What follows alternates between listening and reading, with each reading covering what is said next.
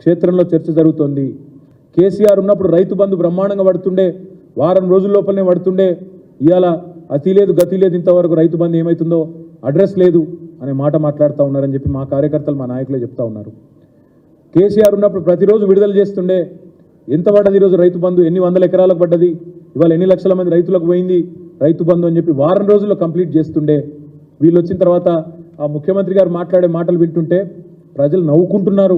డిసెంబర్లో స్టార్ట్ అయ్యి మార్చి దాకా వేస్తుండే రైతు బంధు పోయిన ప్రభుత్వం అని రేవంత్ రెడ్డి చెప్తుంటే రైతులు నవ్వుకుంటున్నారు. ఎందుకంటే 12 సార్లు, ఒకసారి కాదు 2 సార్లు కాదు, 12 సార్లు వారం రోజుల్లోనే 7,000 కోట్లు జమ చేసిన నాయకుడు కేసీఆర్ గారు రైతుల ఖాతాల్లో. అట్లాంటి కేసీఆర్ గారి గురించి చిల్లరమల్లర మాటలు మాట్లాడితే ముఖ్యమంత్రి స్థాయి వ్యక్తి ప్రజలు ఏమనుకుంటారు, రైతులు నవ్వుకుంటారన్న సోయి లేకుండా మాట్లాడితే, ప్రజలకు వాస్తవాలు తెలుసు అన్న విషయాన్ని కూడా విస్మరిస్తే ఎట్లా అని చెప్పి మా నాయకులు కార్యకర్తలు ఇవాళ ఆదిలాబాద్ నుంచి వచ్చిన వాళ్ళే ఈరోజు చెప్తా ఉన్నారు.